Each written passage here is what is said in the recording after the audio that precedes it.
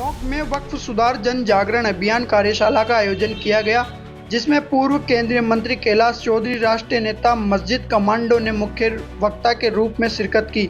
भाजपा नेता कैलाश चौधरी ने वक्फ बिल को जनता हितैषी बताते हुए कांग्रेस पार्टी पर निशाना साधते हुए कांग्रेस के राष्ट्रीय अध्यक्ष मल्लिकार्जुन खड़गे पर वक्फ की संपत्ति पर कब्जा करने का आरोप लगाते हुए सबसे बड़ा लुटेरा बताया। इस दौरान भाजपा जिला अध्यक्ष चंद्रवीर सिंह चौहान, देवली पुनियारा विधायक राजेंद्र गुर्जर सहित भाजपा नेता मौजूद रहे। वक्फ की संपत्ति पर पहला अधिकार मुस्लिम गरीब परिवारों का है और जिस प्रकार से वक्फ की संपत्ति को लुटेरे जो बड़े अपने आप को समझते हैं, चाहे वो राजनीतिक लोग हों चाहे वो सामाजिक लोग हों, उन्होंने लूटने का काम किया। इसलिए उस संपत्ति पर पहला अधिकार गरीब का हो। और यही बात हमारे प्रधानमंत्री जी ने कहा है कि सबका साथ, सबका विकास, सबका विश्वास और सबका विकास। और इस निमित्त निश्चित रूप से मैं कह सकता हूँ कि जो कानून बना है, ये कानून गरीब के हित में बना है और ये देश हित में कानून बनाया गया है, जिसके अंदर जिस प्रकार से जमीन के अंदर लूट होती थी, जिस प्रकार से जो चाहे वहाँ पर अगर कोई जमीन पर कब्जा कर लेता था और कब्जा करने के बाद में उसका खुद के फायदे के लिए वो यूज करते थे, या तो उस संपत्ति के ऊपर वो कोई शॉपिंग मॉल बनाना या अपने खुद के लिए मकान बनाना, या वो कोई न कोई कॉलोनी काट दिया करते थे, या वो स्वयं के लिए काम में लेते थे। लेकिन इस कानून के बनने के बाद निश्चित रूप से वो जो है उनसे जमीनों को वापस लेके और गरीब को उसका हक मिले, गरीबों को उसका लाभ मिले। क्योंकि जिस प्रकार से देखा जाए तो 2006 में वक्फ की जो संपत्ति थी, वो संपत्ति 4,000 एकड़ जमीन, 4 लाख एकड़ जमीन थी, वो आज बढ़कर 8 लाख और 70,000 एकड़ जमीन हो गई। लेकिन जो इनकम थी वो 163 करोड़ से बढ़कर सिर्फ 166 करोड़ हुई, यानी कि जमीन दुगने से अधिक हुई, लेकिन उसकी जो इनकम है वो सिर्फ 3 करोड़ रुपए बढ़ी।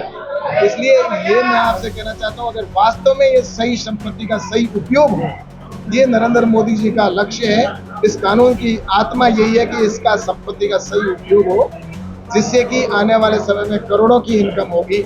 इसकी वास्तव में इनकम लगभग 12-13 हज़ार करोड़ के आसपास होनी चाहिए थी, लेकिन ये सिर्फ 160 करोड़ रुपए, और बाकी का पैसा कहाँ जाता था, किसके पास जाता था, वो पूरा देश जानता है।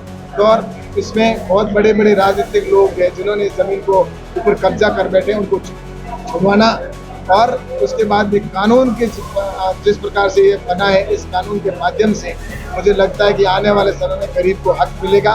गरीबों को इस वक्त की संपत्ति है जिस पर उनको अधिकार मिलेगा और उनका उसके ऊपर अच्छे से आने वाले समय में हॉस्पिटल बनेंगे। तो ऐसी जमीन जहाँ पर कब्जा कर रखा है वहाँ पर किसी प्रकार से वहाँ दूसरी जो सुविधाएं मिलेगी, उनको स्कूल बनेंगे, कॉलेज बनेंगे, या वहाँ पर अनाथालय बनेंगे, स्किल डेवलपमेंट की जमीन काम आएगी। तो निश्चित रूप से वहाँ पर एक इसी समाज के काम आने वाली है। तो मुझे लगता है ये कानून बहुत ही राष्ट्र हित में बनाया दिया गया है। जो कानून बताया गया है जिसके अंदर की पहले जो संपत्ति है उसका कोई इससे लेना देना नहीं है, भविष्य के लेकर बात की गई है। तो ये सिर्फ भ्रम फैलाने का काम इस समय कांग्रेस के लोग, विपक्ष के लोग इसको कर रहे हैं कि ये राजनीतिक अमली जामा पहनाना चाहते हैं इसके अंदर। और मुझे बताना है, खड़गे जी जो राष्ट्रीय नेता है कांग्रेस के, वो वक्फ की संपत्ति के ऊपर कब्जा करके बैठे हैं। सबसे बड़े लुटेरे तो वो हैं।